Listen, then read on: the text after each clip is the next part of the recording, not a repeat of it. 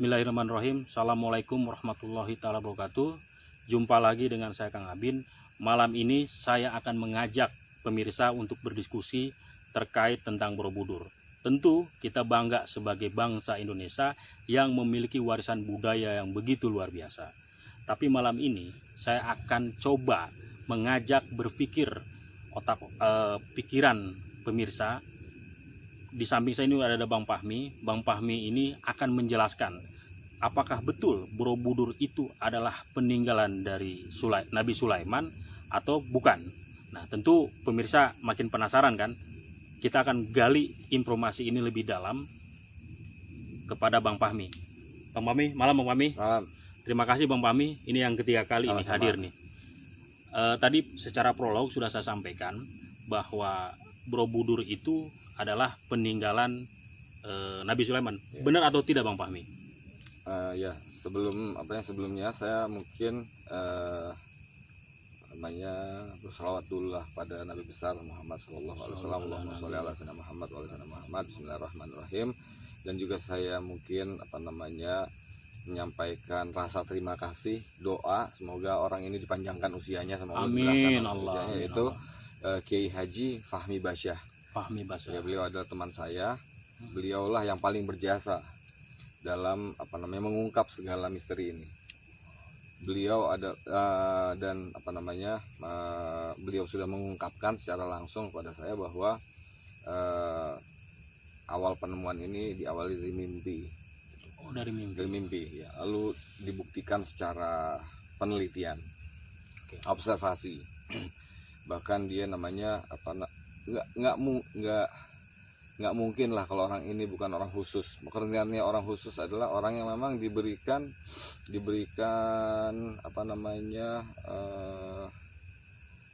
wewenang atau kesempatan oleh Allah Subhanahu wa taala untuk mengungkap hal ini. Hanya saja penelitian beliau itu sampai sekarang belum diakui secara nasional. Tapi bukan berarti tidak ada legitimasi, karena secara de jure mungkin belum, tapi secara de facto dia sudah membuktikan. Secara fakta dia sudah membuktikan. Sudah banyak bukti ya? Ya, bukti. Salah satu penelitian yang paling fenomenal itu adalah tentang Borobudur itu adalah peninggalan Nabi Sulaiman. Gitu. Hanya saja untuk membuktikan apa yang pernah beliau sampaikan itu, ya paling baik sih sebenarnya baca bukunya. Nah, karena apa? Karena di dalam buku itu bukti-buktinya terlampir. Sehingga kalau saya mau menjelaskan pada teman-teman semua tanpa bukti itu kesannya kurang kuat, kurang akurat, kurang ilmiah lah. Nah, tapi mungkin selain dari itu yang ingin saya sampaikan ada sesuatu yang beliau tidak ungkap. Jadi ya, saya melihat bahwa ada yang kurang dari beliau itu, bahwa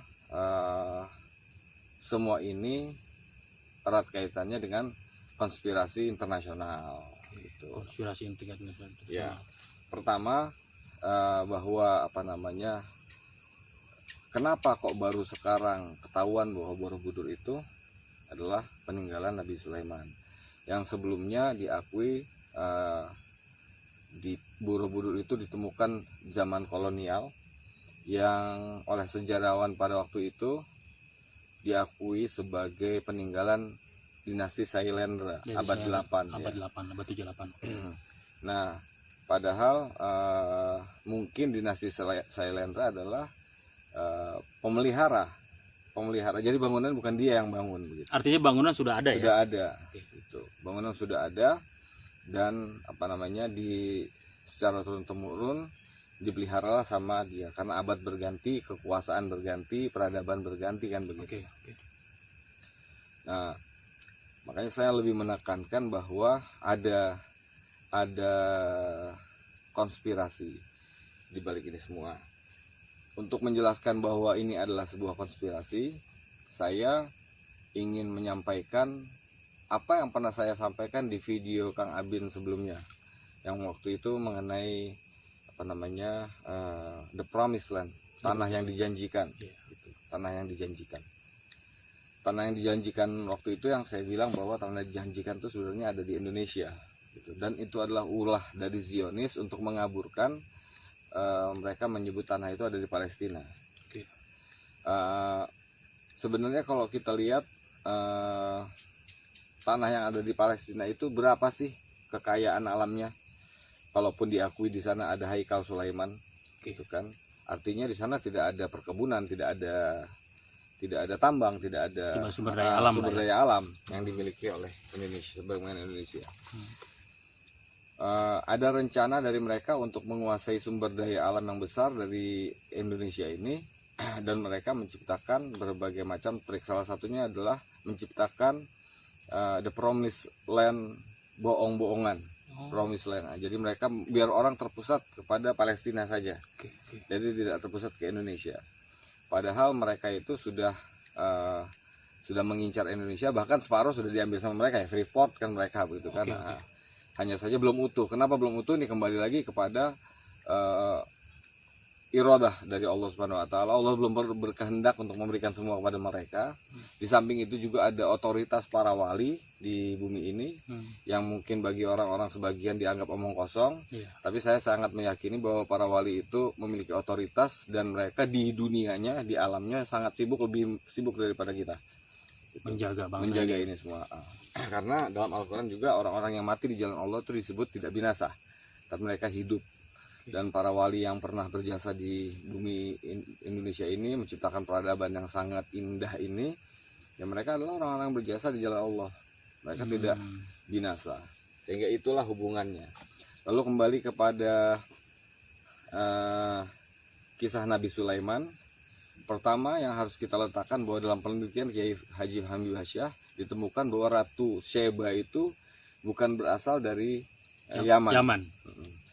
Ratu Balqis itu bukan ratu, tapi justru dari daerah di Jawa Tengah ini. Nah, cuman dikenal namanya sebagai Ratu Boko. Ratu Boko. Ya, Ratu Boko. Sejarah. Dan pemandiannya pun itu yang di daerah apa namanya, Magelang. Itu juga ada, anehnya ada tulisan di pemandian itu.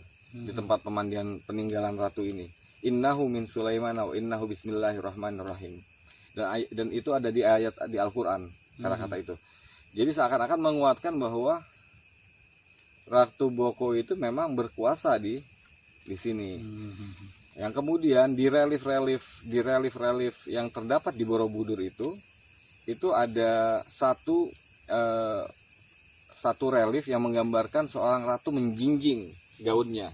Sama seperti yang diceritakan di Al-Quran bahwa ketika Ratu Balqis menghadap ke Sulaiman dan dia masuk ke dalam istana Sulaiman, dia menjinjing gaunnya, yang menyangka bahwa pelataran itu air, padahal itu kaca. Takut basah lah ya. Takut basah, begitu kan. Nah itulah yang ada lalu ada cerita burung hut-hut yang diperintahkan sama Nabi, yang memberikan kirim surat ya. Iya, yang memberikan informasi kepada yang dia datang telat dalam pertemuan, lalu dia memberikan informasi. Ditanya, "Kenapa kau datang telat?" "Karena aku melihat seorang yang sangat berkuasa, perempuan tapi dia menyembah matahari." Gitu kan. Dan peristiwa burung itu ada di dalam relief Borobudur itu. Kisah Borobudur itu. Nah, cuman apa namanya? Ya mungkin ilmuwan malu-malu kali ya kalau seandainya Al-Quran itu dijadikan pedoman untuk penelitian. Seakan-akan Al-Quran itu nggak ada hubungannya dengan ilmu pengetahuan. Padahal dalam Al-Quran dijelaskan bahwa sebagian kisah-kisah masa lalu itu kami ceritakan untuk sebagai pelajaran, gitu kan. Nah itulah yang menyebabkan kita sampai sekarang melihat hasil penelitian ini belum diakui secara nasional. Tapi kebenaran tidak membutuhkan pengakuan secara nasional. Bahkan kebenaran tidak membutuhkan pengakuan secara internasional. Karena kebenaran akan menemukan tempatnya sendiri, dia adalah sunatullah. Dia adalah matahari yang terbit di barat dan tenggelam di timur. Itulah kebenaran, pasti sifatnya. Tinggal sekarang kita akan mau mengakui atau tidak, itu kembali kepada pribadi masing-masing. Tapi menarik Bang Fahmi, tadi penyampaian bahwa dinasti Sailendra ini hanya merawat bangunan yang sudah ada. Ya, Nah, menariknya adalah, bukankah pertama agama kita itu setelah animisme dan dinamisme itu Hindu dan Buddha dulu? jadi kalau misalnya Enggak, maksudnya Hindu dan Buddha itu hadir, lalu kenapa ada tulisan Quran di situ? Maksud saya begitu. ya, jadi kalau misalnya kita menceritakan bahwa agama yang lebih dahulu muncul di Indonesia ini agama apa, itu juga nggak bisa ada klaim seperti itu. Oke. Ya, karena apa namanya banyak agama yang sebelum muncul Islam, sebelum Islam itu dibawa oleh Nabi Muhammad SAW, ya, itu sudah ada agama sebelumnya yang disebut Mila Ibrahim, yaitu agama yang diikuti oleh Ibrahim. Oke. Sebelum Nabi Ibrahim juga ada lagi agama-agama yang pada ujungnya mereka itu kepercayaan mereka kepada Yang Maha Esa, Tunggal. yang Maha Tunggal, Allah Subhanahu Wa Taala, ya kan.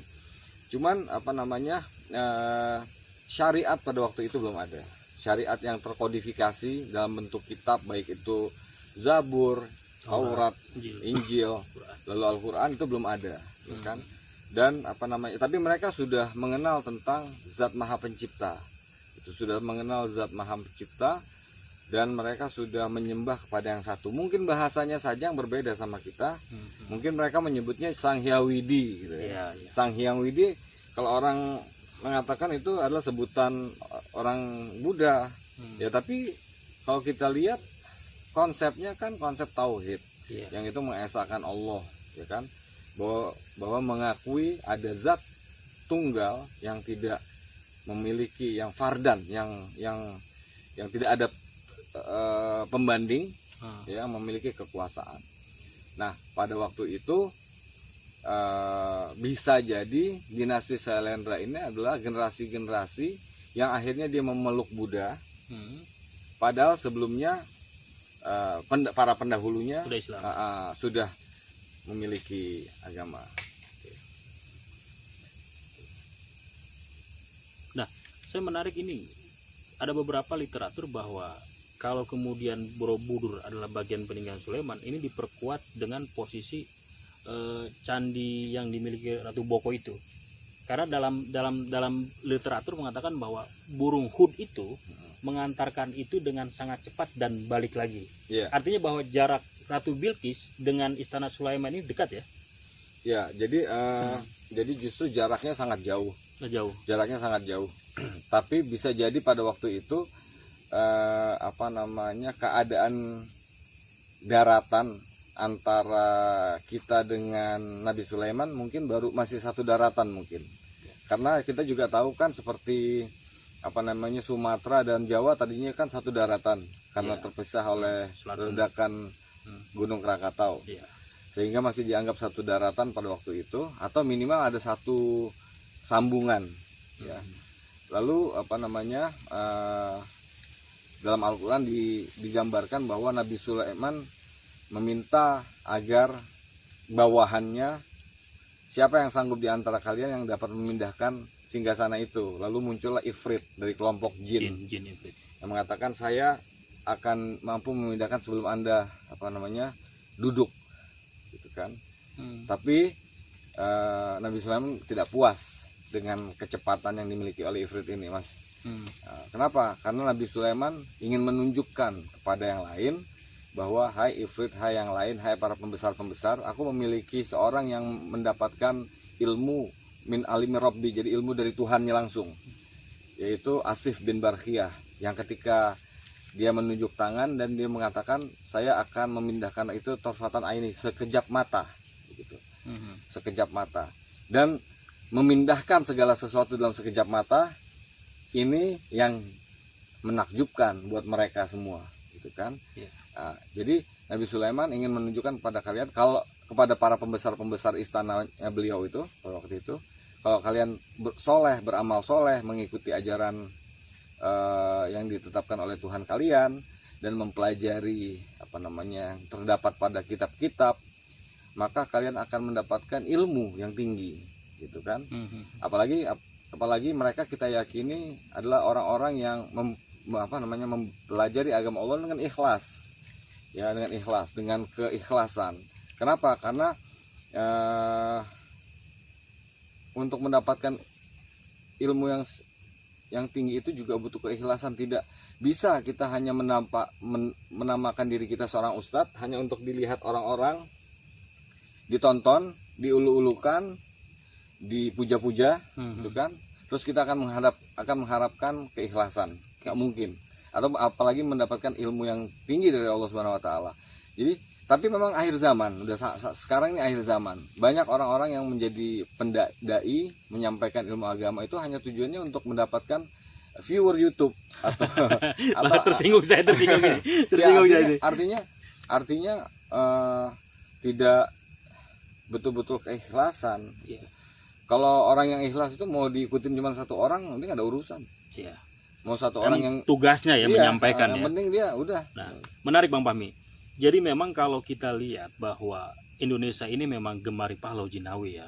Kalau kemudian sejarah mencatat, dan ini sudah diterangkan juga dalam Quran, bahwa Sulaiman adalah raja yang paling terkaya dan hartanya banyak, nggak mungkin dia tinggal di sana Bang, karena nggak ada sumber daya alamnya. Nah, saya menarik Bang, ada diskusi terkait ini, bahwa Sabah itu katanya ada juga di Jawa, cuman lebih diganti sama namanya Wonosobo. Iya, jadi salah satu yang diungkapkan oleh Fahmi Basyah juga, ada kalau nggak salah 39 nama kota yang mengandung kata Sabah di Nusantara ini. Salah satunya Wonosobo. Sabah yang di Malaysia juga termasuk itu Sabah, kan. ya. Sabah itu bagian dari Nusantara kan. Ada 39, seingat saya ada 39. Seingat saya. Nah, terus Bang, menariknya ini kan kalau nama-nama nabi ini kan lebih berbau Timur Tengah Bang ya. Nah, ini Sulaiman ini kayaknya seolah-olah bukan dia dari Timur Tengah, nama Sulaiman ini. Dia lebih identik dengan bangsa Indonesia Bang, nama Sulaiman itu. Bahkan Cak Nun nih mengatakan bahwa ya buktinya di Jogja ada Sleman. Begitu Bang. Gimana pendapat Abang? Bisa jadi nama Sleman yang ada di Jogja itu ngambilnya dari Sulaiman. Tapi kita akui lah kalau seandainya Sulaiman itu adalah berasal dari negara Palestina atau dulu disebutnya Madian ya. Madian. Itu dari negara Palestina lah gitu. Cuman masalahnya adalah kekayaan yang dimiliki oleh Sulaiman yang berada di Palestina itu kalau diragukan nggak bisa juga. Kenapa? Karena ini kekayaan dari Allah Subhanahu Wa Taala. Ya. Jadi nggak harus bergantung kepada misalnya kondisi alamnya gitu. Karena juga Allah kalau sudah mau membukakan keran-keran kekayaan kepada seseorang, Nabi Muhammad aja ditawarkan ke sama Allah, apakah engkau mau kekayaan? Kata Nabi Muhammad, tidak mau saya tidak mau, yang saya minta syafaat buat umat saya gitu kan. Nah, yang menarik ini, kenapa Abang mengatakan bahwa ini ada konspirasi dari internasional? Saya mencurigai begini, bahwa di akhir zaman nanti akan ada aneksasi, perebutan wilayah gitu kan, dimana orang-orang Yahudi dengan angkatan perangnya akan merebut Indonesia. Karena kita sudah tahu bahwa cadangan air dunia itu juga tersisa paling besar di sini. Yang lainnya sudah mengandung tidak sebaik yang ada di sini.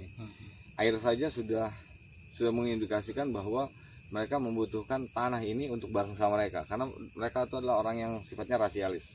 Dia hanya memperuntukkan segala yang baik-baik ini untuk bangsa mereka. Teman saya itu namanya kebetulan aja belakang namanya